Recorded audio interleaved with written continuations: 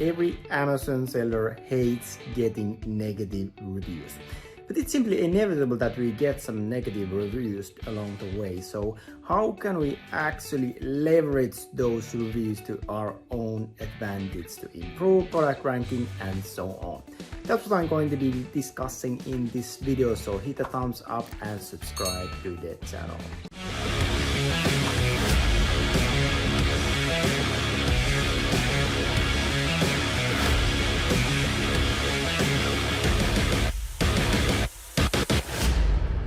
One thing that has always been important on Amazon is reviews. So ever since they started, they pretty much started gathering these reviews for different, for the products throughout the years. The importance of the reviews has been really become more important for Amazon. It has been really kind of sacred thing for Amazon already before, but we can see that they have been definitely started take reviews also more seriously, in terms of that Amazon finally started acting on the review manipulation, and all these different sellers from certain countries that we will not name here used to do a lot of these review manipulation and using different black hat tactics. So it's actually a really good thing that Amazon has finally stepped up and started to deal with all these black hat tactics. But anyway, so negative reviews can actually be a good thing. And why is that? Well, it can, first of all, teach us different things regarding the products, and it also allows us to communicate directly with our customers. So if you're looking to succeed as a seller on Amazon, you need to build a good reputation. that goes without saying. And on Amazon, everything's pretty transparent there. So if you write negative review and if it's legit, then there's no chance for it to be removed. Sure, there's a chance, but it's pretty slim if it's really well written, and if it's really true. If it's really legit and those things. So if it's there, it's pretty much gonna stick there. But first of all, why do people even write negative reviews? What do you think? Let me know in the chat. Well, there can be many different reasons, and some of the most common thing are these lackluster product or listing, and really being a good Samaritan, and then it just is a platform to be heard. So it's basically one way how they can express themselves. Nico is saying competitors want to kill your listing. Yeah, but right nowadays it's not really. I would say that all these years selling on Amazon, this hasn't really been an issue. I remember when we were selling some items that were really high competition, and it was really cutthroat business. Then then we also experienced some of this, that competitors bombarded us with 1-star reviews. But apart from that one scenario, we haven't really had big issue with these competitors trying to kill our listings with 1-star reviews. And we have many of our products have 10,000s of reviews. So we have gotten a lot of feedback. But anyway, let's focus on these three. So let's focus on actual customers instead of these black hat tactics. So what does this mean? Most negative reviews are just a means for customers to express their dissatisfaction with the product or service. That goes without saying that, okay, I bought this product and I'm not happy. So I want to be heard. I want to express how angry I am. or how disappointed I am. And especially if it's a gift item, then it feels even worse. I just gave a gift to someone, and it just it didn't even make the receiver of the gift happy. They just became like disappointed, or so that's kind of the worst experience.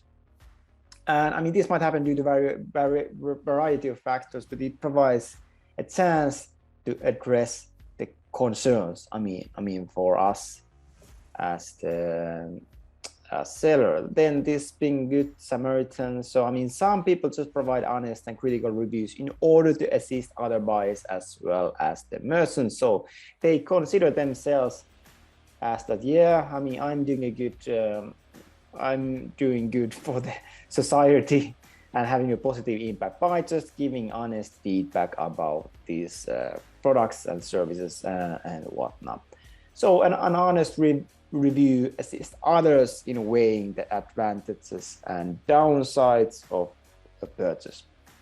So it's something that, okay, I feel that this is just what I'm doing, and I'm just giving like a good I'm making positive impact on the world. So for me as a customer, I feel this is vital information, and that means that the company should always acknowledge and act to resolve the issues raised. And in many, or well, sometimes it happens that even though the customer feels that it is vital information, but in some cases, it is complete nonsense. It makes zero impact or difference in terms of the product and the value of the product and the usability of the product. But sometimes I have definitely experienced these stubborn customers who think they are right, even though they are completely wrong. But still, we need to be able to address that issue in a manner that will, suit us well, that will not hurt our brand or product. Then, reviews provide this platform to be heard. Well, we can see it in social media. So many people just want to complain. So people want their complaints to be heard, and customers are no exception. So many people who take the effort to provide comments never receive a response.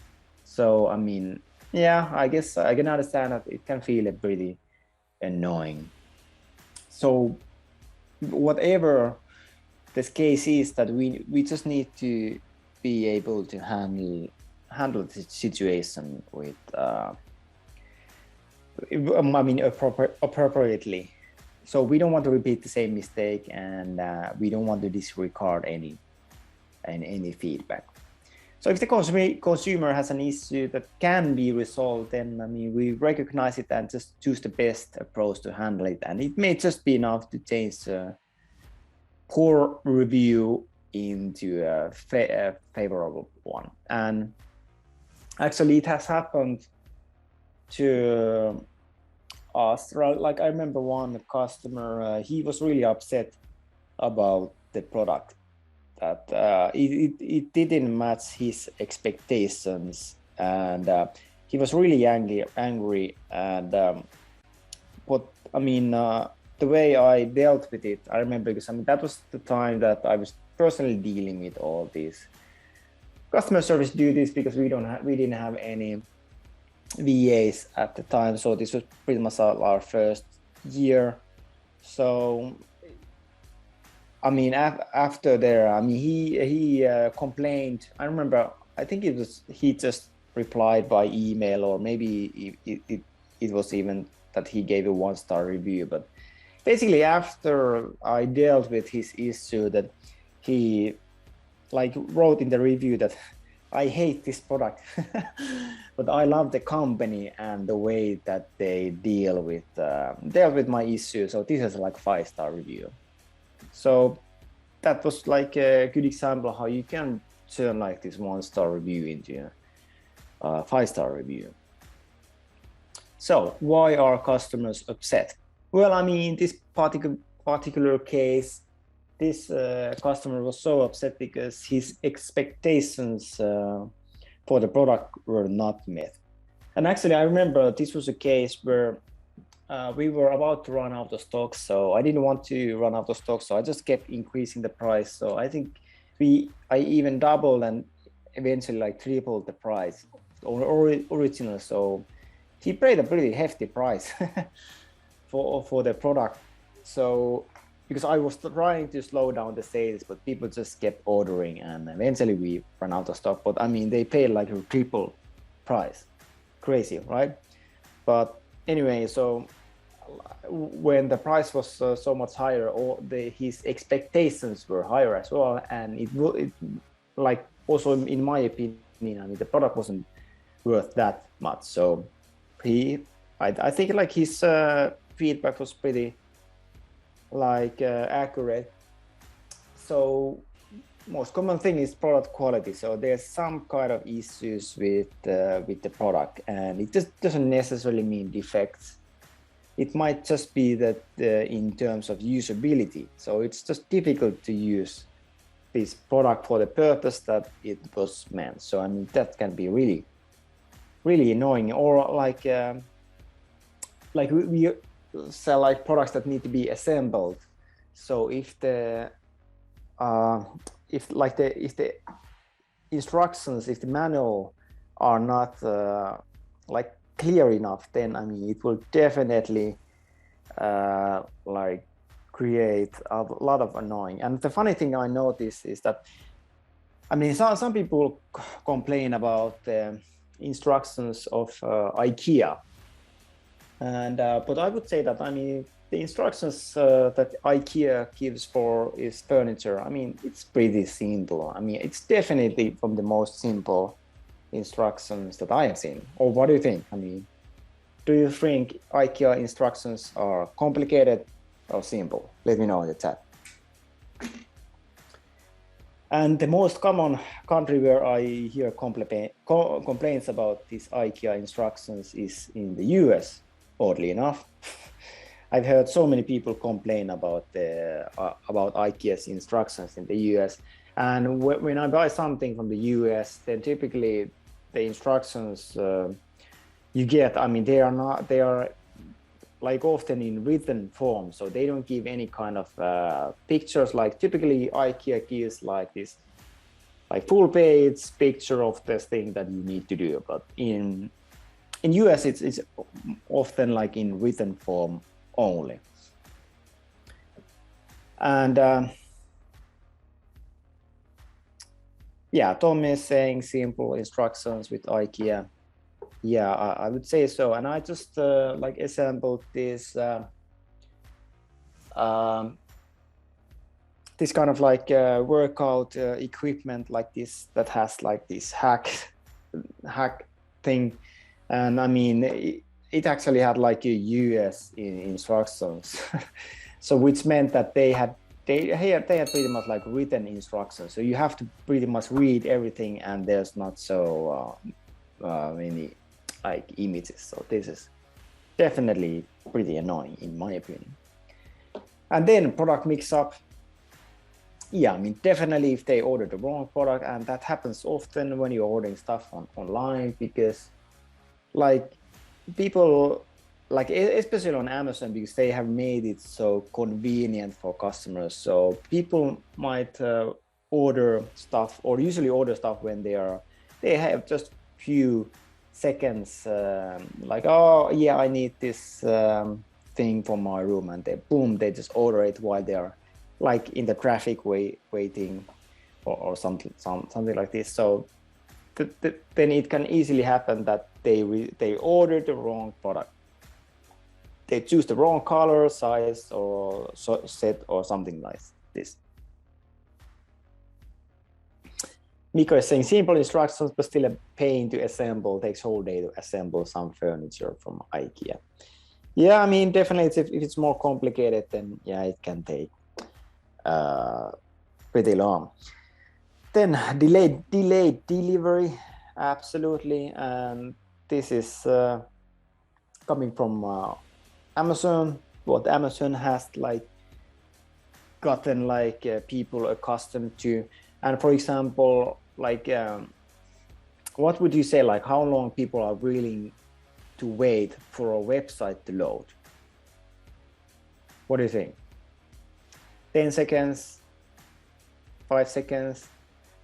And the thing is that, like, especially the past decade, it has gone down, down, down. Yeah, Mikko is saying even 1 second. Yeah, pretty much. And the funny thing is that, like, supposedly it's the we can all blame like Google for that, because Google has been a company that's been obsessed with speed. So they kind of built this expectation for people that, I mean, websites have to load quickly. So damaged product, I mean, that goes without saying. If there's any kind of defects, then yeah, I mean, people are going to be upset.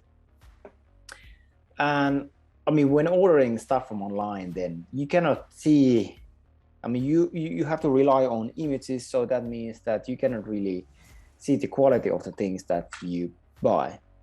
So you cannot touch the products. You cannot like turn those around. You might take some videos, but especially if there are like some stock videos and stock photos, then I mean, you can pretty much say nothing about the quality. So I mean, it might happen that the expectations are not met. So as a result, we might get 1-star review. So what we can actually do to prevent this is that, I mean, obviously we need to make sure that the product itself is good quality. So that's the number one thing that usually, I mean, destroys good product ideas. That is their product quality. I mean, if there's a quality issue, then that's the most difficult thing to fix. So we want to provide also good user experience, so it's simple to understand. And to really, I mean, to set up clear expectations for our customers, then we want to give a really thorough product description.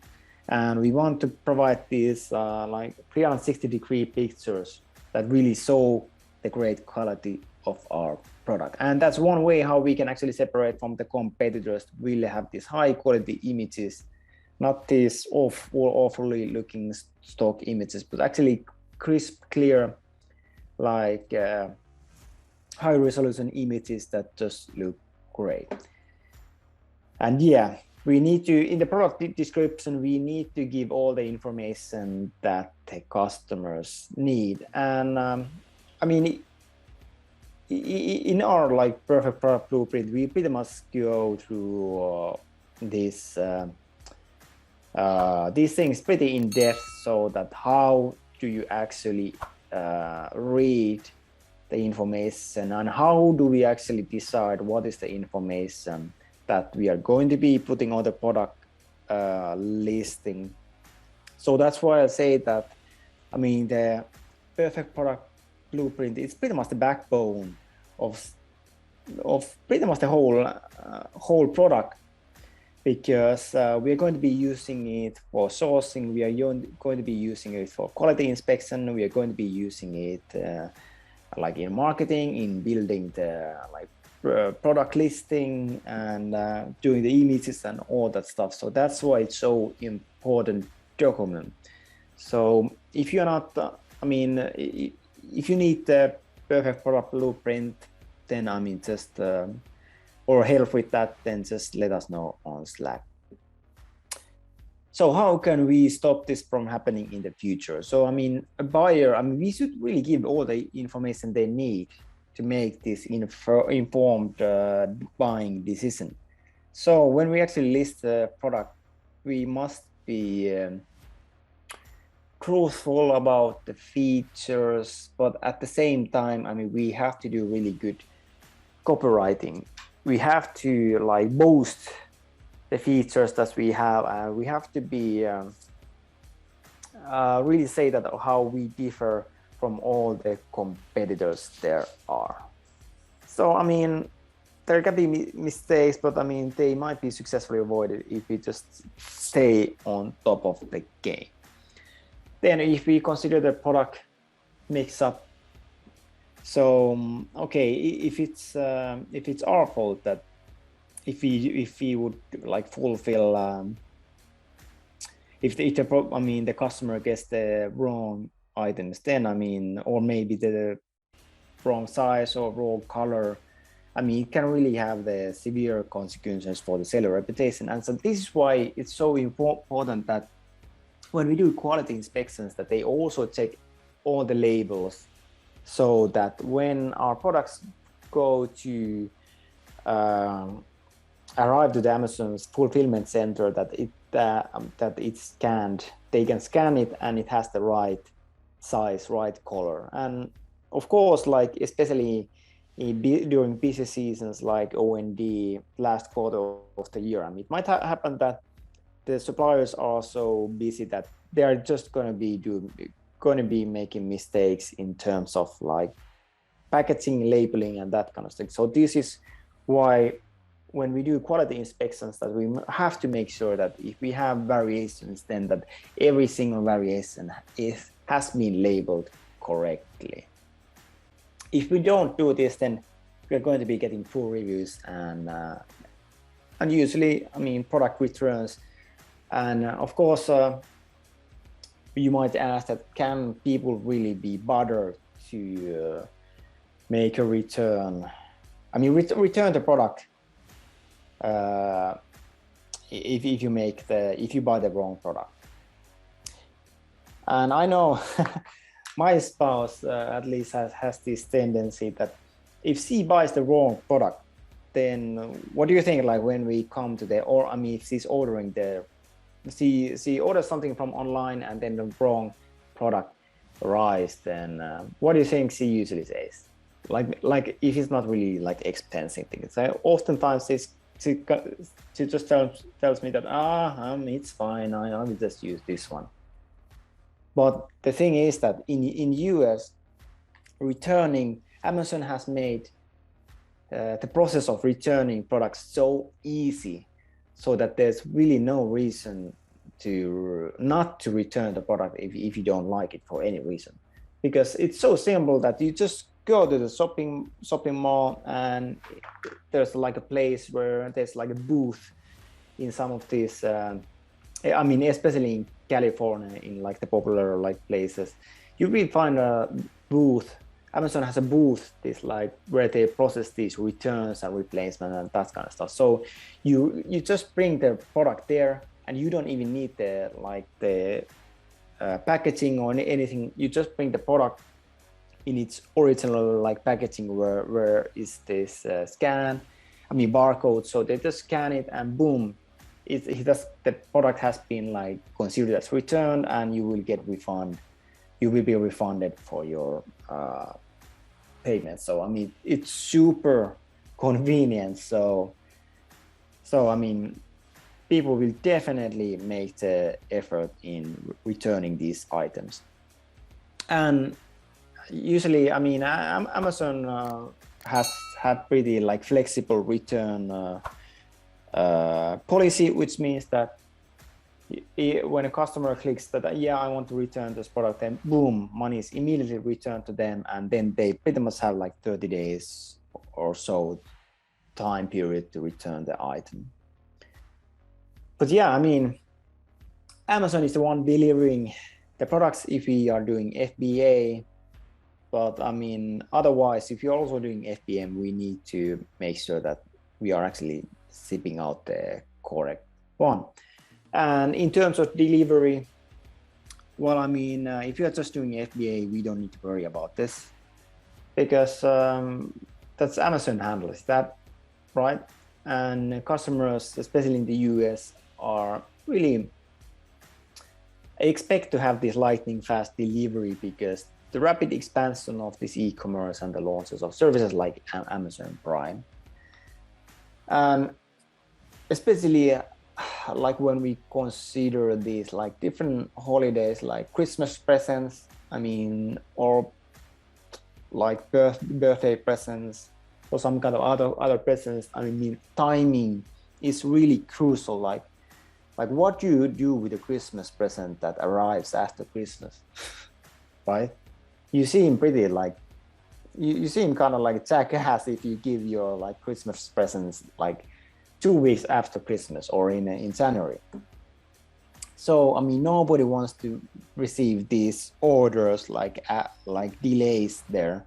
So I mean, just there's these expectations that Amazon can deliver products in 1 day or 2 days. So that's kind of the standard. So I mean, it might not be our fault. Like, actually, I remember like when we had this, when we were doing like FBM, and we were experiencing on Amazon this like a lot of orders, and we realized that we are not going to be able to deliver everything on time. So I actually changed the shipping time to like several weeks. I think it was like 1 month. So it was like 3 plus 2 weeks, but we still kept getting orders. And then like 1 week later, like people started sending us emails like, where is my order? Where is my order? And that was because, I mean, people don't read. It said clearly on the product listing that shipping time will be like pretty much 1 month, but people still order it and expected to get it like within 1 week. It's because people don't read. So it might not be our fault that they have these expectations, but I mean, we still need to deal with it, right? So yeah, I mean, usually if Amazon makes mistakes, then it's not such a big deal. And even if they give us like reviews based on or feedback based on this delivery, then I mean, if you're doing FBA, then it's not such a big deal, because we can actually get it removed. Damaged product, I mean, obviously if the product is defective, then we need to reimburse for that. So, but also one thing is that we need to have the appropriate kind of packaging. So if it's really like fragile product, then we need to have good enough packaging to really ensure that the damage isn't caused during shipment. Because I mean, if you are ordering stuff from overseas or from China, then I mean, it's going to go pretty long way all the way from the supplier to the Amazon fulfillment center, and there from the customer and so on. So it must be like strong enough to not break apart. First of all, I mean, want to get in touch with the customer, and if it's not legit, I mean, if it's not really appropriate, then I mean, we can ask Amazon to remove it. The thing is that we want to respond as quickly as possible. So if it takes us 2 weeks to respond, then that's pretty bad customer service, right? This, I mean, the thing is that all the reviews are like public there. So, I mean, anyone can read it, and anyone can read this, our comments as well. So it will, I mean, 1-star reviews always have an impact on. So, I mean, if they really want to take the time to submit a review, then usually they want to feel heard. So we must give a bad act on it. So we just are like polite and always apologetic. So, I mean, it doesn't matter how unreasonable the customer's complaint is. I mean, it's not about really being right. It's more about that we like deal with the thing like appropriately.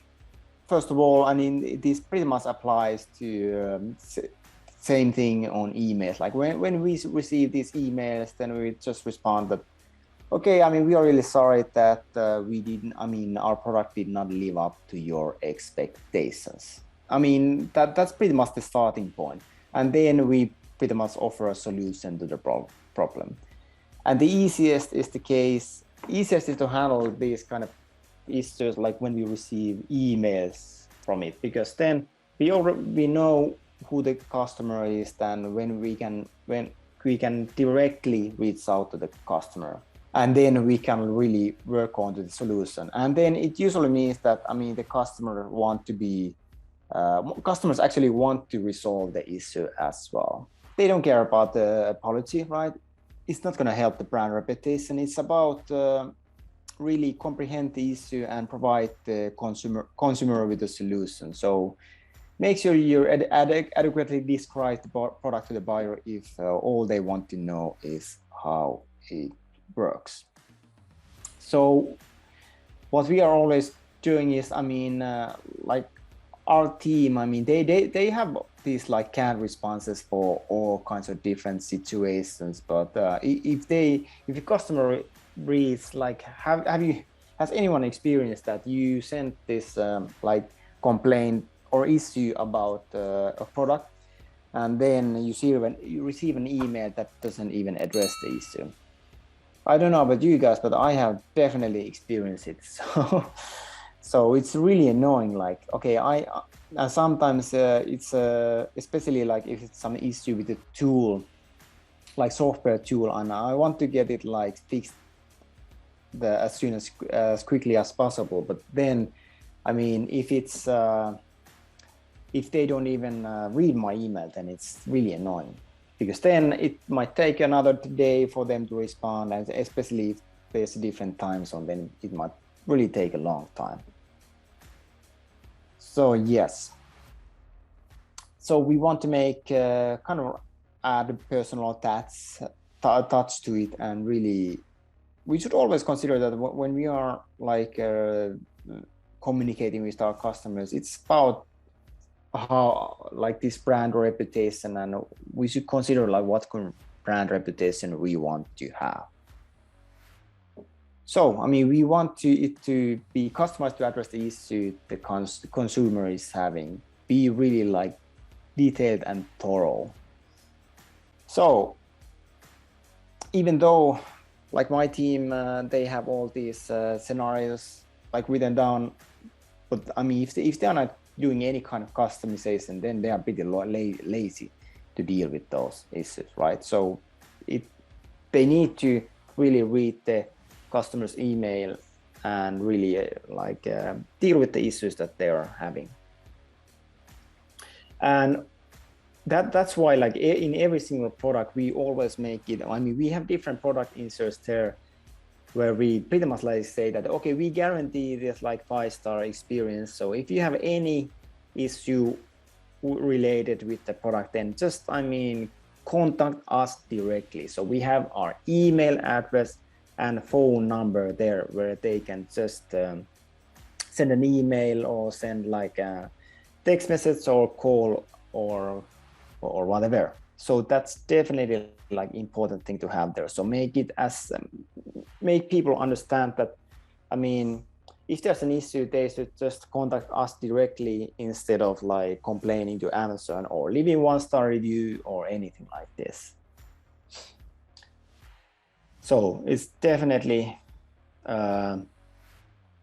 important to give this. And phone number, I mean, if you think that's an issue, I mean, it's easy to get, I mean, just get a US phone number if you're selling in US. And there are different services that pretty much like gives a free phone number.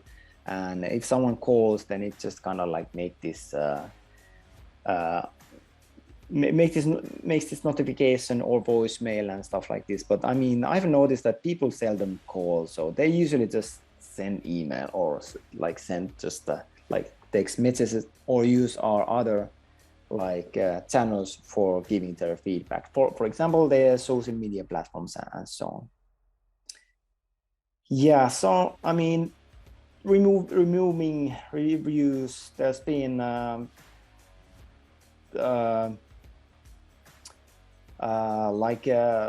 different ways how to deal with this, but I mean, let's say that if there's any kind of that it doesn't really talk about like appropriate really about the product, for example, if it's about the delivery or whatever, then I mean, it's possible to remove these. So obviously we want to remove all 1-star reviews, but I mean, if it's really legit, if the things that they have written there are like accurate, then I mean we don't have much of a chance on actually removing it.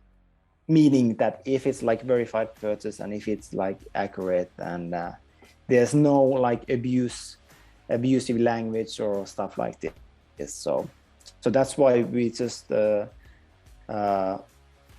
need to give the appropriate channel for our customers to reach us if there's anything. And of course, like we should always do whatever we can to try to remove the 1-star reviews. But I mean, if the case is that it's not going to be removed, then I mean, we just need to deal with it. Yeah. Hit a thumbs up and subscribe to the channel if you like this video. And if you like to get more of this and join our secret close group where we discuss pretty much everything related to these topics, then just comment group and my team will reach out to you and add you to the group. See you there.